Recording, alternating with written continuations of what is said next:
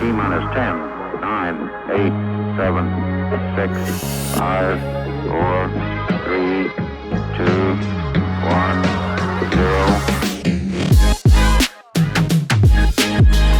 0. Don't mind us. We're just talking about ass and titties. But Ass and titties. Yeah. Ass and titties. Shout out to the Sagittarius. Thank God. I just want to say that. Yeah. Gosh darn. Okay. Well, welcome to the darkest part of the internet. The bottomless crevice where all your dreams come to die. Welcome to the Midheaven Podcast. We are back to talk to you guys about the end of the world. The end of the world. Mm-hmm. Yeah. It's been floating around and now it's like here. It's been quite remarkable to be a part of this apocalypse. I know. I'm kind of like honored to have made it like this far in the Hunger Games. Yeah. I didn't think it would look like this. I definitely did not volunteer, but I feel like I've been sacrificed. Shoot. I mean, I like how you're prefacing this because personally, I officially see the beginning of the end of the world the week of March 20th, 2023, when Pluto goes into Aquarius. And what I like about that is that this full moon is actually the start of that. So she really is right. It's the end of the world. Just about 6 months ahead of the game, that's all. Yeah. Doomsday Prepper 101. Doomsday Clock. There we go. Oh, yeah. Although this might be, I think because of the way the silent majority is invariably counterculture or neutral, I think elements of this unveiling, whereas you would expect people to just be in despair, I think the collapse of systematic protocol, because we think the apocalypse is going to look like everything is destroyed, but I think the unveiling of this is going to bring so much exhilaration to people when they see that, you know, there's new avenues out of what we've been doing for so long. So that's kind of what I look forward to it. I feel like the Pluto Scorpios really will be like, yay! And the Pluto Sagittarius will be like, yay! And everyone else will be like, will we though? Because I think of like the Pluto square? Aquarius energy of like Aquarius being about like making sacrifices for the common good and like doing what we need to do to be able to survive and leveling the playing field. But Pluto is super sinister and also doesn't play by the rules, and I think we're going to see like this darker side of society emerges where Absolutely. You're a good person if you're making sacrifices and living a very minimalistic life, and not in a way. I think it's going to be painted as, oh, it's good for the environment, it's good for everyone, when in reality it's going to feel like communism. Yeah, okay, well, there's the reality of that, and I do believe that. The reason why I like that is I'm pro anything that triggers people to revolt and to get off of their ass and do something. Because this is what happened with the settlers in America. This is what happened with the French revolutionists. And what do you think about around that period, you had a collapse of monarchies and it forced people to come together and like create a new constitution. Well, that's good, but Right. it was very bloody. The French Revolution was extremely bloody. Pluto Aquarius and bloody. the American Revolution was bloody. Bloodier. And the settlers, who were for the most Genocided. part relatively self-sufficient, they were still somehow tied to England, and there was still some sense of right, yeah. having some support. Obviously, they were getting raked over the coals, but like. And after the French Revolution and Napoleon's conquest, the monarchs came in power again. They just went back some to of the that. forefathers had to go to Europe to revolution. sell Europe on the idea that America being a country and being sovereign was like a thing. It was worth investing in. Yeah. So we had the French's back during their revolution, Yep, and then they came in support of America. But they had to sell that. They had to go over there and sell that idea. I had to sell Louisiana. Yeah, well. True. But we got some amazing Cajun food out of it, so I ain't mad at it. I ain't mad at Thank it. you, Napoleon.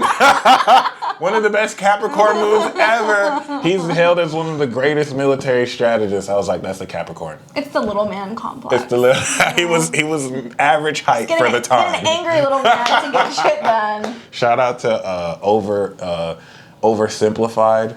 Amazing YouTube channel if you want like history oversimplified. It's really dope. Or history in 5 minutes or 10-minute history. But like, yeah, I mean, one thing you said that's very important is that it was very bloody. And one thing that people aren't ready for is the bloody Pluto Aqua. That we don't want to speculate here. We need to take into context everything that has been building up and leading up to this. Primarily tensions. So much tension. I don't think it will necessarily be as bloody as what we went through back then. But we're going to definitely see a lot come to a head.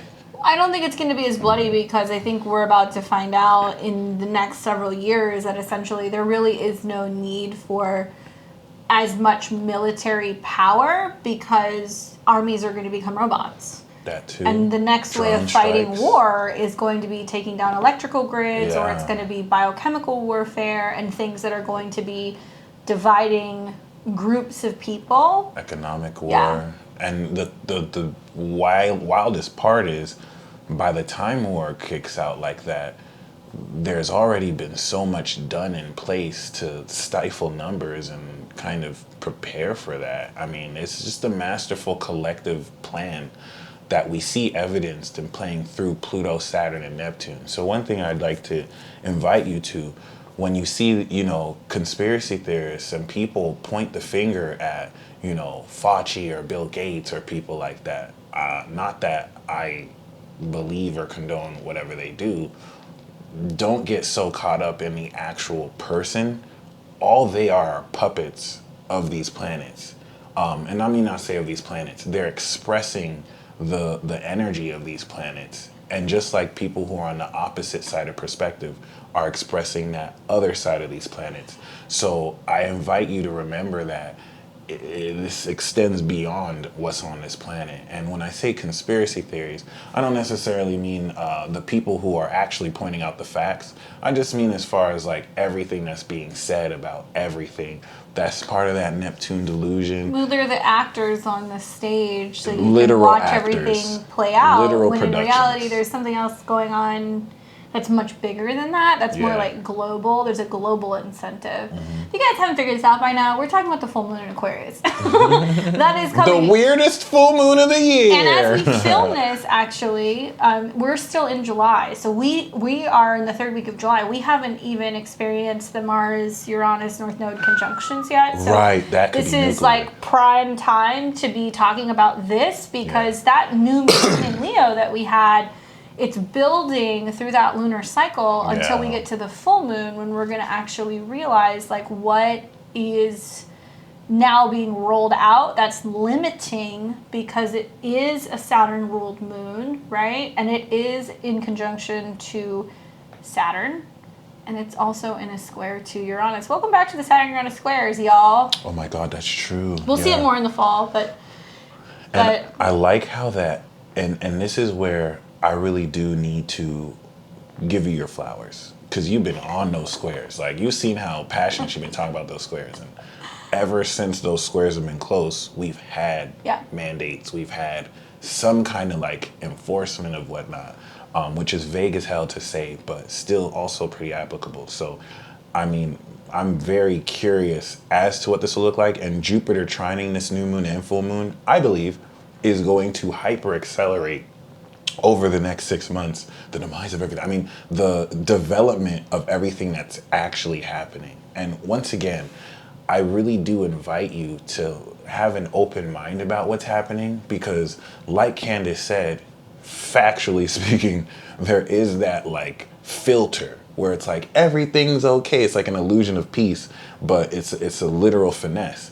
But then there's also this fear mongering that wants you to look at what's happening as way more extreme than it is. I think that this is going to really suck for people who fall for the okie doke. I think those of you who are making an honest effort to actually, regardless of what you believe in too, regardless of what your philosophy is, whoever is making an honest effort to adapt to what's happening and actually, you know, take the steps needed to maneuver this, I think this is going to be exhilarating for you. I think there's still going to be challenges, right? But I feel like this is where the work pays off. Yeah. You know, the opposition, literal opposition, and like a lot of the resistance towards what you are pushing through, we're seeing a breakthrough. And I just can't wait for Virgo season again, because this is going to set the stage for the final level of all the facts, because the last Virgo season was Pluto and Capricorn, and last Virgo season was amazing. Like, it gave us necessary details. So how do those details we got that, you know, the facts compiled that went against the narratives, how more true are there after a year? We have another year worth of that.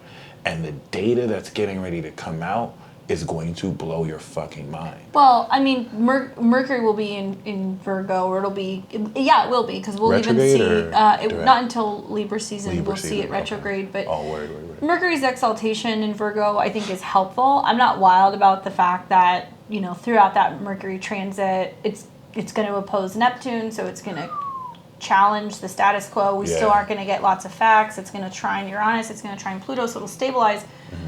We're not going to see it stabilize till closer to September. Mm-hmm. I want to go back, though, for a second and talk about, because I was just thinking, the American Revolution, so we think about what happened. It was really a build-up, right? It was building really from like the mid-1770s, well, probably even earlier, up until 76. But even then, I think about some of the forefathers who really paved the way for major shifts in history in general, like Benjamin Franklin, who ended up playing a huge role Pluto for Scorpios, like Pluto Sagittarius, Pluto wasn't he the person who like really helped develop what is like now modern day like light bulbs and like electricity? Benjamin and stuff? Franklin, yeah, electricity. So shout out to Ben. As a result of being an American, Do you think he was a Pluto Scorpio or Pluto Sag? I don't know. It's a good question. They were around there though. So, yeah, that's really interesting. But I think about the fact that like they, or I guess I should say he, played a role in helping kind of stabilize American society. As we go into the 1800s, we start seeing, okay, we have electricity, we start having like running water, we start seeing that there's like plumbing, and we go from like pissing in a pan and being settlers and like trying to depend on just crops to like people who are educated and they're testing things out and they're developing things, and there was just this huge boom that came from that. So part of me also wonders if this is going to be a similar pattern where there's some kind of orchestrated like method to the madness, where once we do have the breakdown, it's going to pave the way for people to kind of come forward and have new innovative ideas to like solve issues in relation to energy, solve issues in relation to inequality, and give us a better life. So in a way, the time that we're in right now, I think, is going to be eerily similar to, you know, early America, and like redeveloping and eerily like, similar. I really kind of creating that foundation for what the future of like life is going to look like. Yeah. So if you think about like the shifts that happened at that time because of some of those innovations, we're using those technologies today, right? Mm-hmm. So more is going to come, I think, from that. We're definitely going to see a change in the Constitution. And we're definitely going to see Texas secede from the country. They're already voting on trying to do that. I think it was in like 2023 or 2024. They've tried to do it before. God bless Texas. I love you guys. I don't want to have to like try to break into another country to get barbecue. That's like my biggest fear ever. I would be a barbecue smuggler. Oh, I would get caught at the border with like sausages and ribs and sausage. It'd be worth it. But I feel like we are sentencing you to for 36 years for smuggling and barbecue. For smuggling smoked meats. What are you in here for? I'm packing. Barbecue. All the prisoners will just worship you like, oh, protect her.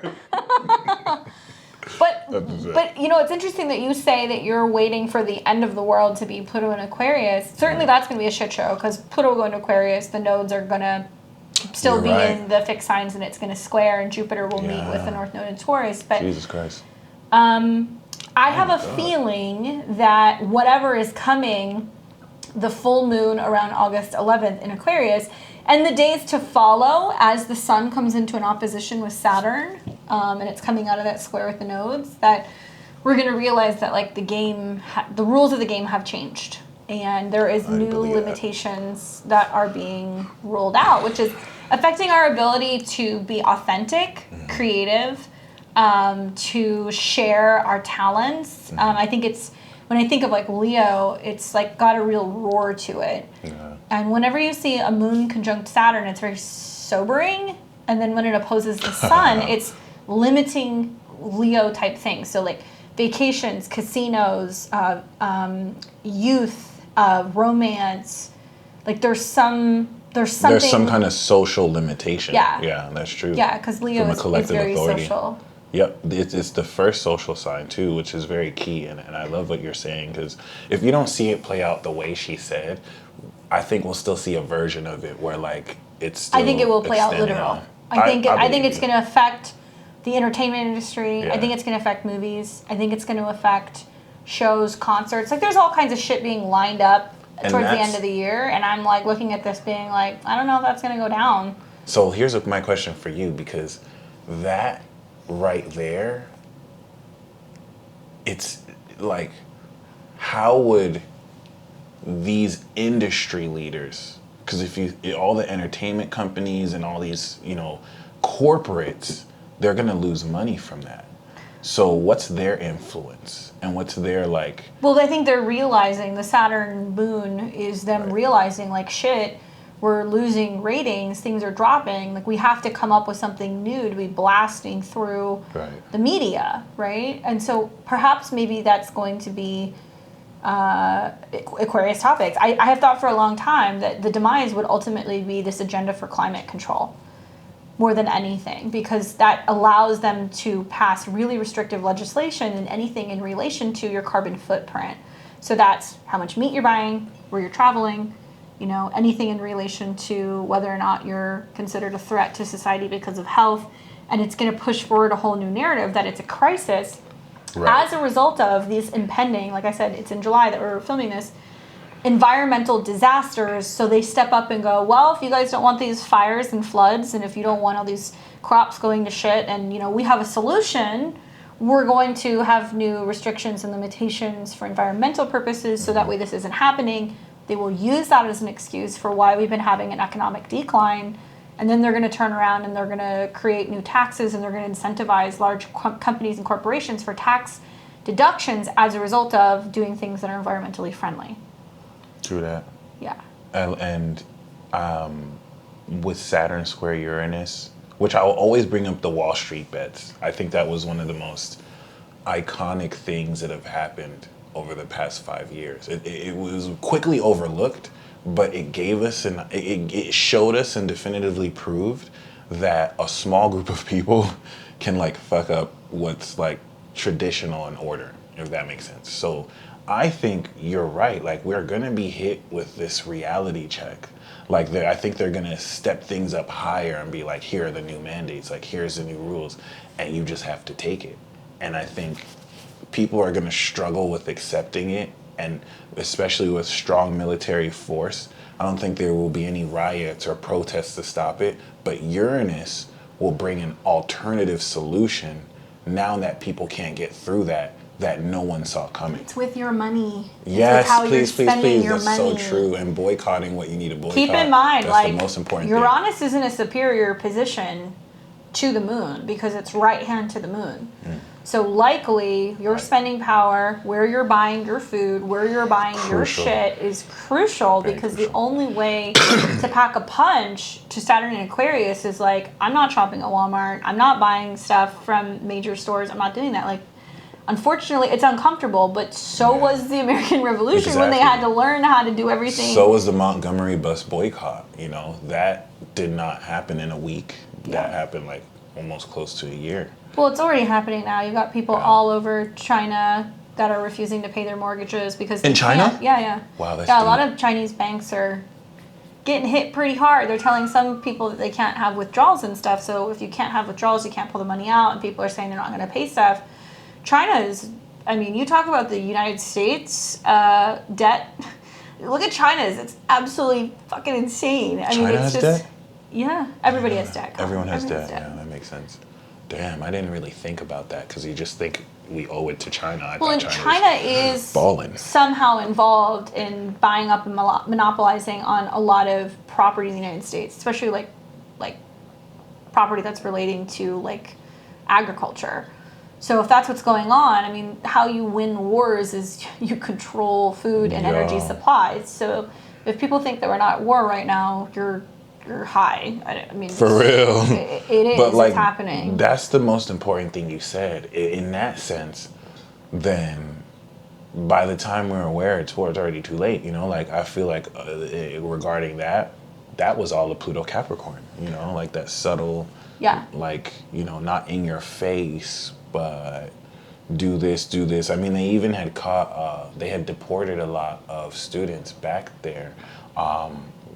Whether that's true or not, just the whole concept, you know what I mean? So the thing that I think is amazing with this is there's unexpected revelations, especially with Uranus that'll begin to square Pluto. Unexpected revelations, unexpected leaks, unexpected knowledge that even this full moon, I think, will sneak peek before it gets spun and twisted. Case in point, Joe Biden's exemplary son, Hunter, who is just such a role model for how to really be. I don't think he's a crackhead. I think he's just a Coke enthusiast, and we should be more, you know, sympathetic towards him. Now the whole laptop thing makes sense. Yeah. You know, trying to recover that and all that stuff. I mean, Did he call his own dad a pedo? I don't know. Apparently, Hunter called his own father a pedo. Well, the whole thing with Joe, his daughter's diary and them trying to recover the diary, and they went after Project Veritas because of that, because they were trying to get it. And I mean, at the end of the day, does this stuff matter? To some people, sure. But is it going to, uncovering that, really show the roots of what's wrong with what's going on in the world? Probably not. I think it's just showing you that we have leaders that are willing to succumb to what bigger powers globally are telling them to do. And so kind of similar to what we saw with like the whole pandemic, there was like this narrative being pushed through all of the media that was like, okay, COVID. Now I think the next one is going to be, well, instead of blaming Ukraine or blaming Russia, they're going to be blaming, well, the wildfires, the floods, the this, the that, the rising temperatures. And this is real. Like, we are seeing that across the globe. But they're going to use that to basically go, look, there's a problem. The problem is carbon. So now we're going to have to pass this legislation, and there's taxes and this, that, and the other. And they're creating an incentive to move towards a cashless society and also be more so controlling our resources.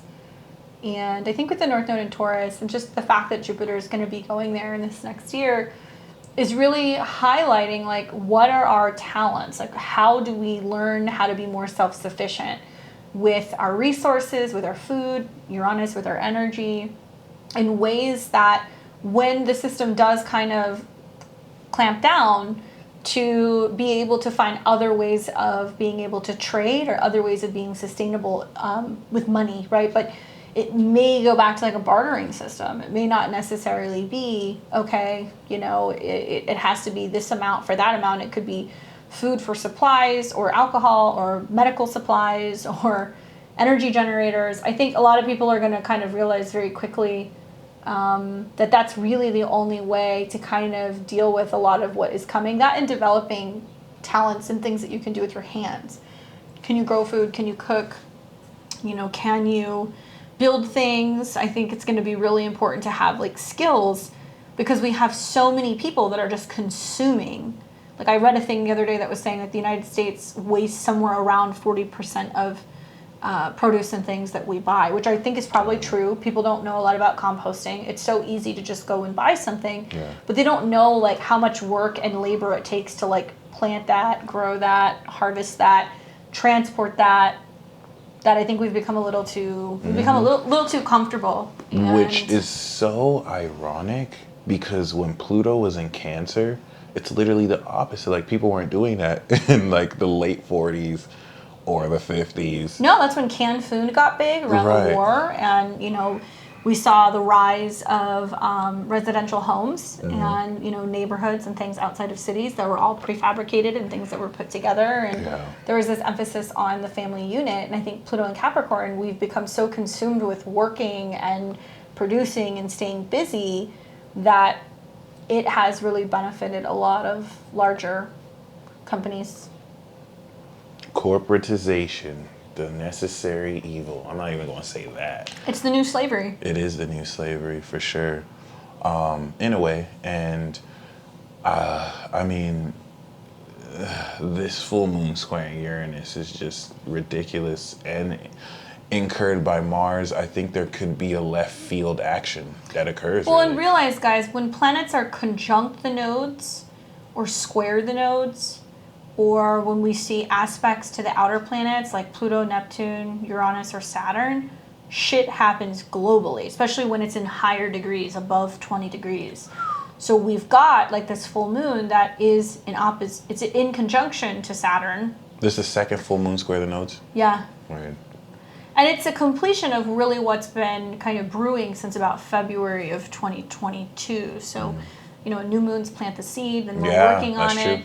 The new moon that we had in Leo is very positive. I mean, the trine to Jupiter, there's a lot of good things going on, and I feel like it's making us very optimistic.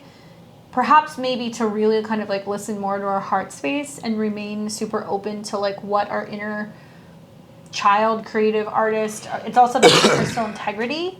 So that way we can kind of better grapple with whatever is kind of coming down the line. Because there is going to be karmic situations kind of playing out. How could you not with Moon conjunct Saturn in a full moon?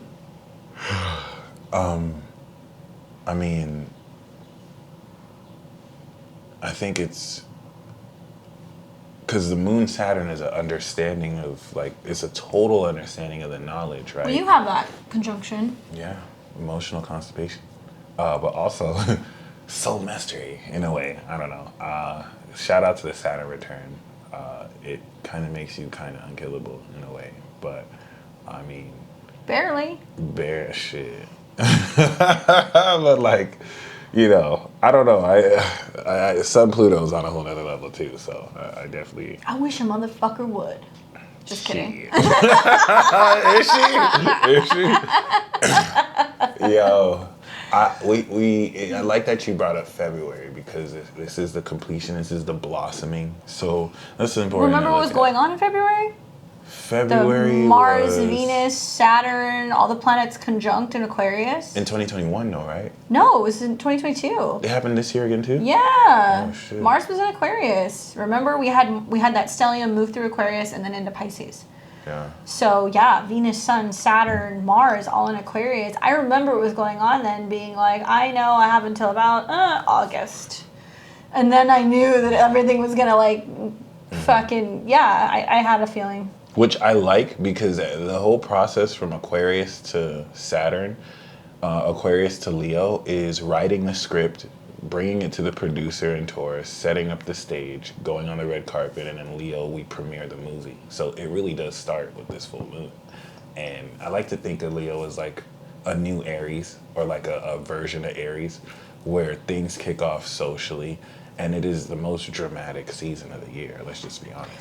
So, well, and also that new moon in Leo will be building until that February going into March period. So by then it's like, oh, this is happening. Yeah, I like it's that. Happening. That's really what it so I like. think right now it's like the hard realization about what limitations we come up against, what we're facing, what we're, challenged to accomplish. The Sun opposed Saturn also, I think, would have done that anyway. So you'll see that the days to follow here.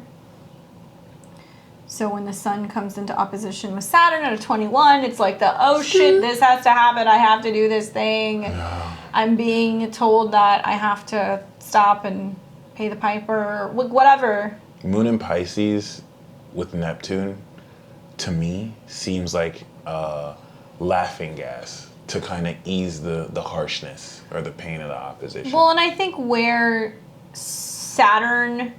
I take that back, where Taurus has been kind of being really emphasized, right? We think about we saw that in May with the eclipses, the conjunctions to Uranus, and then we see at the end of July going into August, the North Node Mars-Uranus conjunction and the fact that Mars is going to square off with Saturn, I think it really steals Uranus's thunder. It's kind of like, okay, well that happened, so like now what? And then it shifts immediately back to Aquarius, which is like, well, this is the karmic, reaction or like response to whatever it is that you did that was the North Node. So Saturn is really tethering, I think, Uranus. I think the Saturn-Uranus squares have been really interesting when we think about how it played out in 2021. There's 3 of them, and that Saturn was holding it back, holding it back, holding it back. We saw that with crypto, right? Like now, eventually in 2022, like they're basically saying that it's going to be monitored, or they're going to be, what's the word I'm looking for?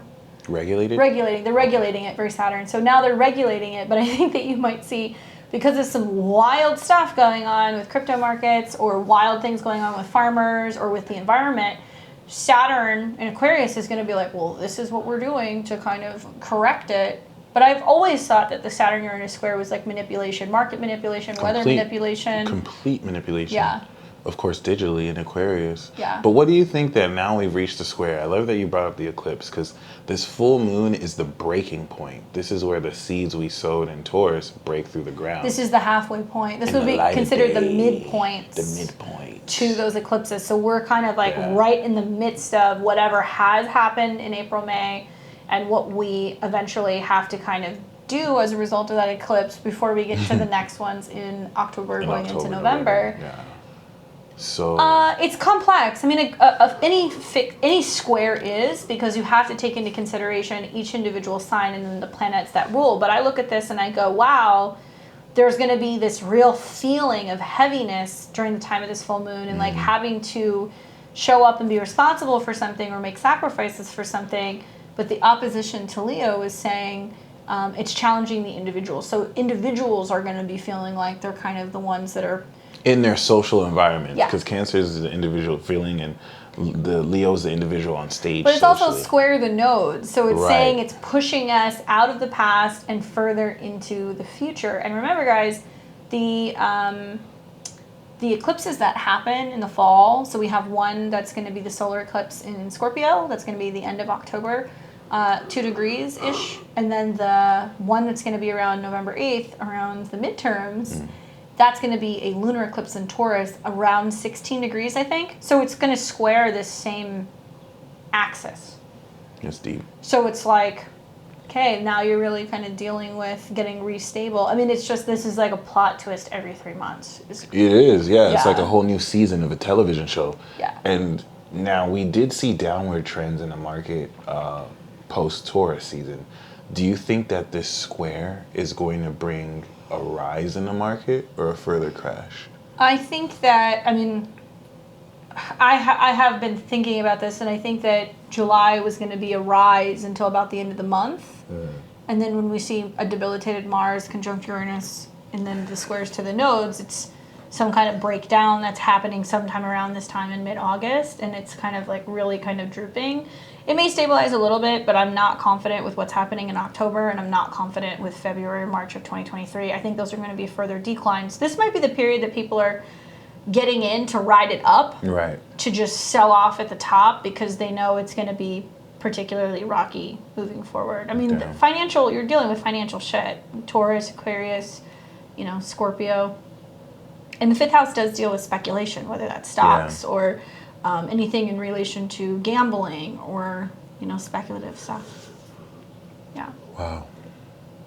We know that the eclipse in Taurus is 10th house to Leo too. So it's going to really carve out the legacy of where this is taking us. And I think it can also represent, since the full moon is harvesting the new moon seeds, breakthroughs for many people in career. And that will lead to Virgo season, where you manifest the returns of set investments, career breakthroughs. This is where I think those restrictions in Saturn can threaten how much is, made from that, or even if the IRS takes. But another thing I wanted to say was this summer season is very interesting. It's the last year we'll ever really go through a summer season like this, where Cancer opposes Pluto, Leo opposes Saturn, Virgo opposes Neptune.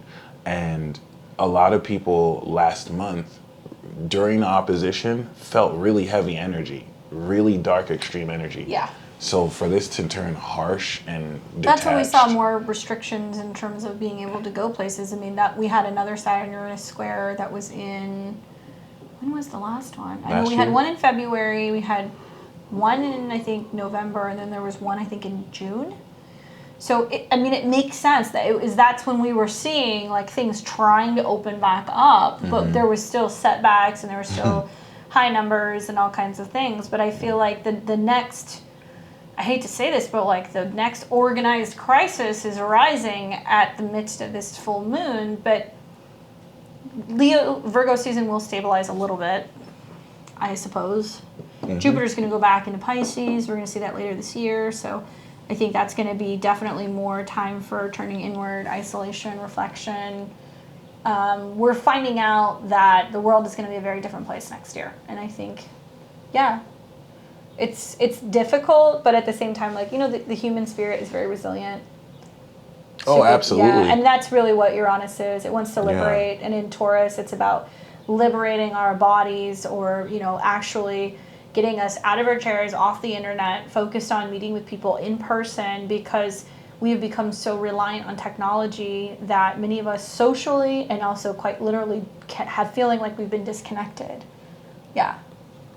So some of the crisis will bring people together. Absolutely. And if anything, it might even open way for, concluding a lot of the divide that's perpetually been happening since before 2020 and reinforced 2020. I think, with knowledge being revealed through this full moon, there could be an objective perspective that causes people to look beyond everything that they've been disagreeing with. But we don't live in a perfect world, so I think if anything, it'll just divide people further, to be completely honest.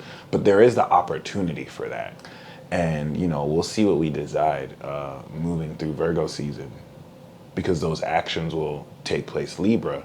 But I don't think we're ready for what's to come, because I'm also noticing still unexpected changes. Mars is at the eclipse point. Yeah. The earlier year eclipse point. Yeah, from fall of 2021, but also it was in opposition to the Scorpio eclipse. So Mars reigniting that is bringing that theme up again. Again. And activating it. Yeah. Proper.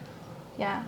And sextile Neptune is intuitively guiding you to ground these actions accordingly, while Mercury leads forward to help you analyze what you're manifesting.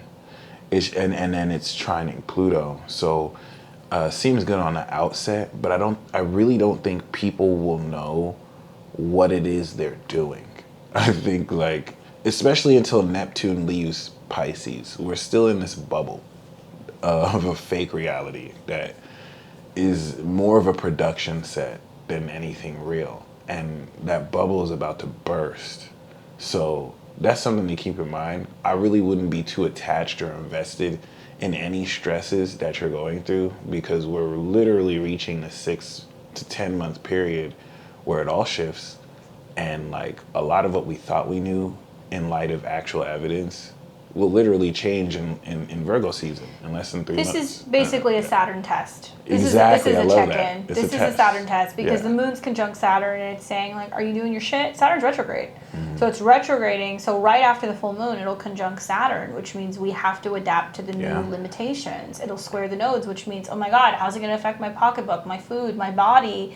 And the moon's it's going to conjunct Saturn, square Mars. So people are going to have reactions that are going to be very rushed and strong, and it can create mob mentality. It's like a tug of war.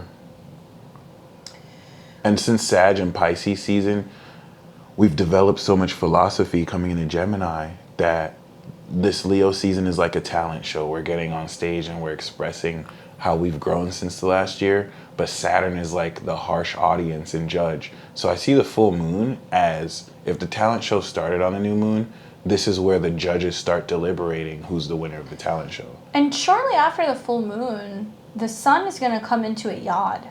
Yeah. with Neptune and Pluto when it hits about 24 to 26 degrees, so that August 16th, 17th, 18th, it's pointing to the sun in Leo, which is basically saying, time to show your talent, it's go time. I've been saying this on my channel all year. I'm like, when August hits, you're going to have to be like, okay, and we're doing this, like it's happening, and your heart has to be in it.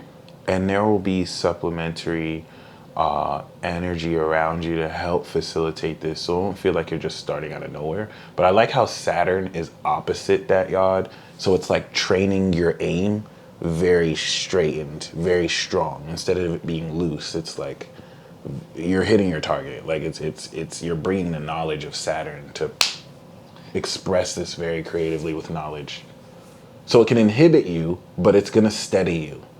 And if you break through that pressure, this will be a breakthrough.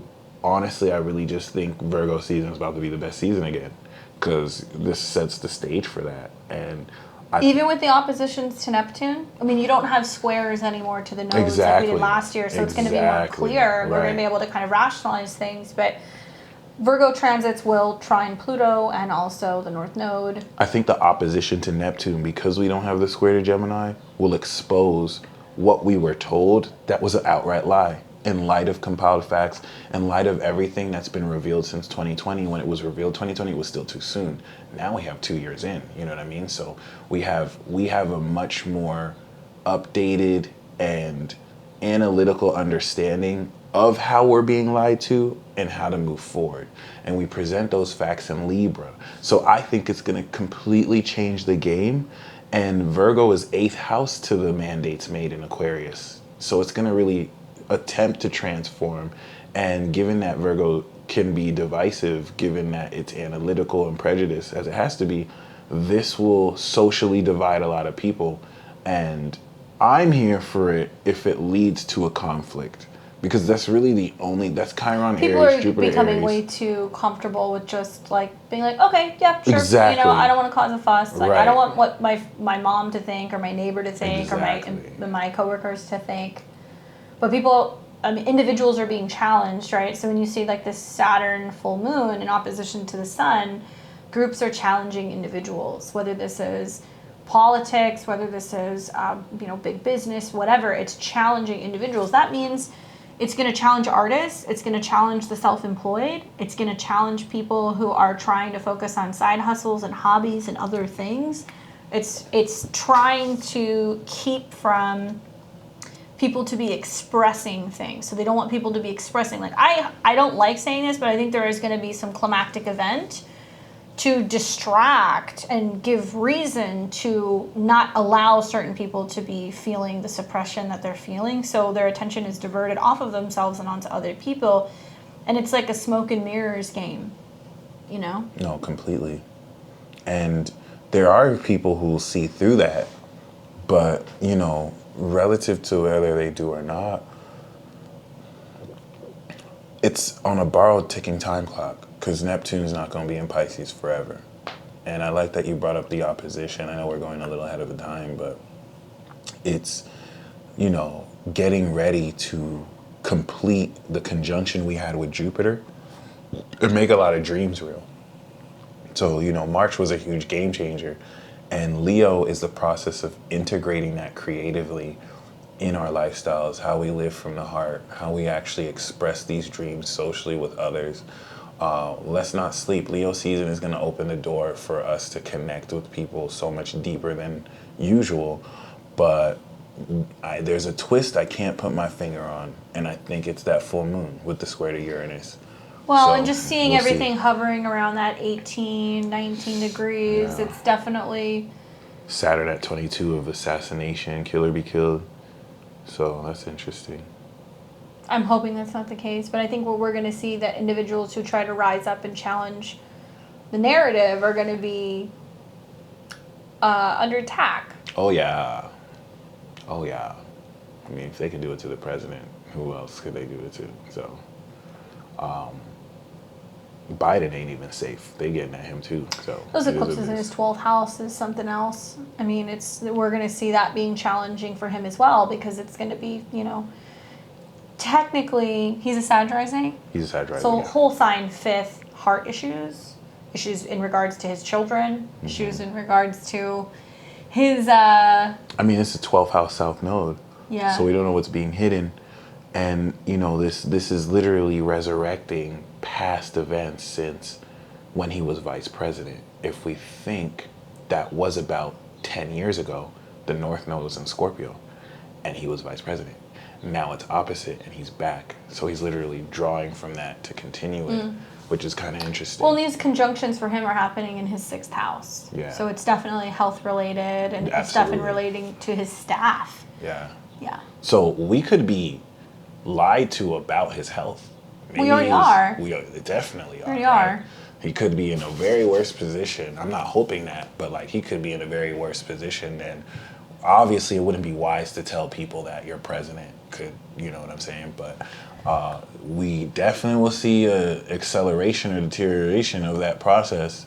And even outside of the president, because they have contingency plans for this. But this is also happening in America's 3rd house, right? Very The close full to moon, America's yeah. moon, correct? So it's like a lunar return. Yeah, so it's close to America's deep. moon, which is 3rd house media, travel documents, communications. Yeah, and it's in the 9th. So you're going to hear a lot about the courts and things that are going on, like legally and... Actually, it will also be interesting to see social resistance with the recent Roe v. Wade decision and other such decisions that might kind of push forward, once again, more revolt, more I'm not going to say revolution, but backlash. It all goes back to the Constitution. I said Yeah. 2 years ago, it will come down because America's Pluto is at 27 Yeah. to a piece of paper about what we can spend, what privacy we have, our bodies, and government's rule over our bodies. Like, whether you're looking at, marriage rights or you're looking at, anything in regards to the abortion stuff. I mean, these are some of the black swan events that will lead next spring, I think, to the next American Revolution. Yeah, prediction real quick. Pluto return means the Constitution is going to be transformed, and that's going to inevitably lead to another civil war or war, just because of disputes over how the Constitution is being changed. It's no different than how we were challenging what the agreement was with England. Right. Right? Exactly. And it all came down right, to taxes and it came down to trade and Yeah. all of those things. So inevitably... Gun rights, for sure. Yeah. Oh, And I think yeah. you're going to hear more about that through the Jupiter retrograde. And as Jupiter retrogrades over that 3 degrees where Mars conjuncted, Libra season is something to watch with those oppositions because it's going to be challenging the courts and what our rights are in regards to our own individual ability to obtain firearms. Yeah. Yeah. Or bootleg them. So, or 3D print them. So, yeah.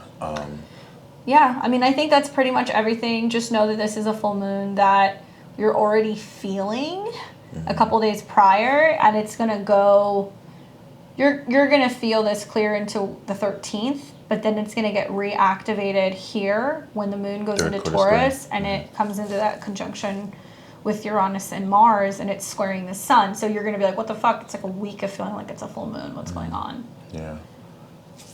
Which, oh my gosh, what a transit. Yeah. 29-degree Moon, Mars. Mars at 29, and it's still in a square to the sun. Once again, great potential for financial breakthrough because it is 10th house to the Leo sun. So it puts you in a position to really harvest whatever seeds were planted. Once again, it's breaking through before it's the midpoint, like we said before. So you'll know more a lot of what direction the North Node is taking you because those individual seeds are being seen socially with other people. So, I mean, this is where, despite what might happen externally to you, stay focused on what you're personally doing. The opposition kind of shows that way too, where your personal life could be thriving while externally it just looks like shit. So, try and keep that balance. But once again, it's hard for me to really speak on this because I think there's at least 3 twists coming to here that's going to change the way. Yeah, it's a domino effect. The squares Right. will affect different areas Absolutely. in your life. So you have to take that into consideration. But And I we've think never had a T-square like this ever in a long time with Saturn, Uranus, and the Sun. So no, we did in Aquarius season. Aquarius. Oh, no, but like during like this period. Yeah, well, I mean, August is the grand fixed cross. grand Even fixed if you cross, don't yeah. have any of those placements in your chart, y'all gonna feel it. And they don't like to change. There's a resistance to change. It's like grinding of the gears. It's like one leg on the brake, one leg on the accelerator. The car's not moving. Yeah. So, but it will innovate the direction you go in. Yeah, so let us know, where is the full moon in Aquarius happening in your chart? How are you feeling? Do you have any planets that are around, let's say, 18 to 23 degrees of the fixed signs? Are you feeling the pressure? How is it materializing in your life? If you need help, do consider joining Level 3, because we are more than happy to read for you. We're doing tarot and astrology readings on the channel. We do that live. We're always posting it. So if you want to join our memberships, or if you want to get a reading, you make it possible for us to keep creating this content, drinking fine frosty beverages on the internet, and talking to you about world events. Amen. Happy full moon, guys. Take care.